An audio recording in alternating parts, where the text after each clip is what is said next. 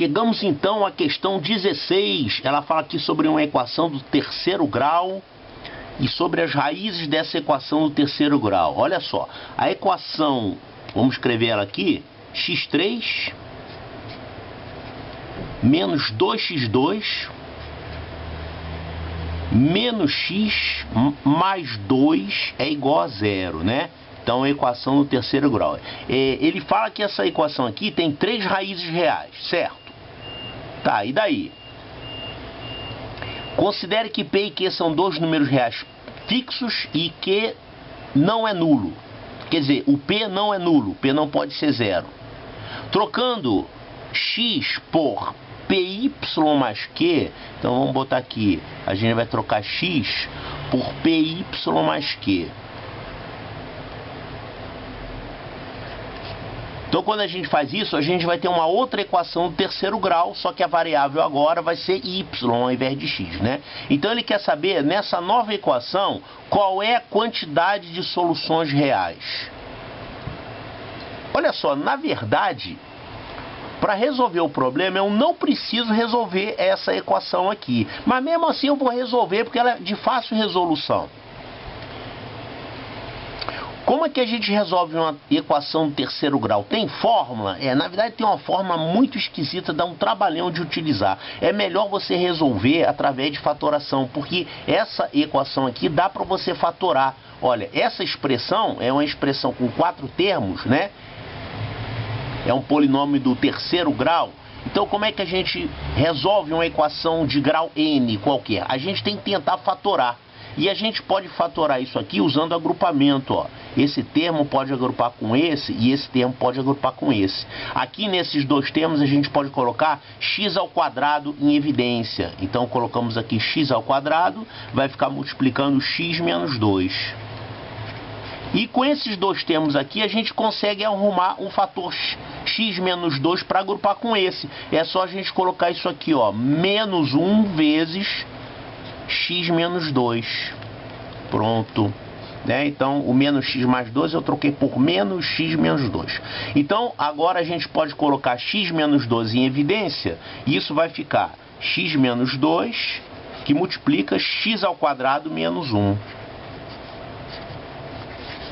Né? E é uma equação, isso aqui é igual a zero, então isso aqui é igual a zero. Agora a gente pode ainda fatorar esse x ao quadrado menos 1, porque isso aqui é uma diferença de quadrados, então isso aqui vai ficar x menos 2, que multiplica x mais 1, que multiplica x menos 1, é igual a zero. Pronto, eu consegui colocar a expressão na forma de um produto de fatores. E para a gente fazer com que essa expressão seja zero, basta a gente obrigar esse fator a ser igual a zero, ou então esse aqui ser igual a zero, ou então esse aqui ser igual a zero. Isso vai dar as nossas 3 raízes, né? Então a gente tem aqui x menos 2 é igual a zero, então o x vale 2. É uma raiz da equação.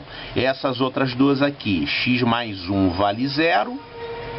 Então, o x vale menos 1. E, finalmente, essa aqui, x menos 1 é igual a zero. Então, o x vale 1.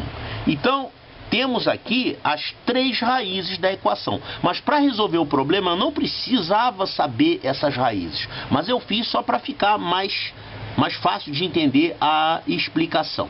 Aí ele fala o seguinte. Você vai trocar o x por PY menos Q. E aí, quer saber o número de soluções que você vai ter. Olha só, se você pegasse essa equação original aqui e trocasse o x por PY mais Q, você ia ficar com a equação do terceiro grau também, diferente dessa, né? Só que a variável seria, a incógnita seria o y. Pois é, só que ia ter um Q aqui, né? Esse Q ia te atrapalhar, o P também, você não ia conseguir encontrar as soluções. Mas um detalhe importante, o número de soluções da nova equação é o mesmo número de soluções dessa aqui. Por que isso? Porque quando você faz, agora eu vou trocar no resultado, tá? Quando você faz PY mais Q, que é o x, fazer isso igual a 2, olha só, quando você pega PY mais Q iguala isso aqui a 2, que corresponderia a essa raiz, você vai encontrar que o y vale 2 menos Q sobre P. Ou seja, a essa raiz x igual a 2 corresponde uma raiz y é igual a 2 menos Q sobre P. Então é uma outra raiz real, já que o P não é zero, né? Então, não importa quem seja o Q, o valor de Q, 2 menos Q vai ser um número real, aqui também vai ser um número real, não nulo, então você vai encontrar um valor aqui. Se você fizer a mesma coisa com essa outra raiz, você vai encontrar uma outra raiz para y. Quer dizer, o y correspondente, como é que a gente calcula? Faz a mesma coisa, faz py mais q igual a menos 1. Nós vamos encontrar y é igual a menos 1 menos q sobre p. Vai ser uma outra raiz. E se você fizer x igual a 1, vai dar um y correspondente, que vai dar 1 menos q sobre p. Certo? Inclusive essas três raízes aqui, elas são reais e elas são diferentes, porque já que você tem aqui o mesmo P e o mesmo Q, só que você botou números diferentes aqui junto, né? Então o valor ao ser calculado aqui vai dar diferente. Você tem aqui três raízes reais e diferentes para a equação em y. Eu não preciso resolver a equação em y, certo? Porque inclusive vai ficar mais difícil de resolver porque tem P e Q.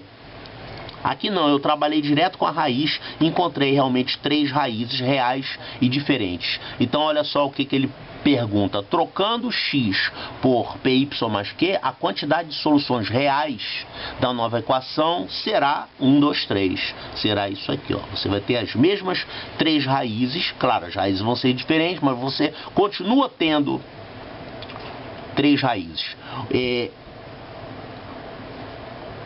O importante, o que acontece aqui nesse problema, é que quando você faz essa transformação, troca o x por py mais q, você vai continuar tendo três raízes reais, ou seja, você não vai ter raízes imaginárias com esse tipo de transformação aqui, tá? Então você continua tendo três raízes reais.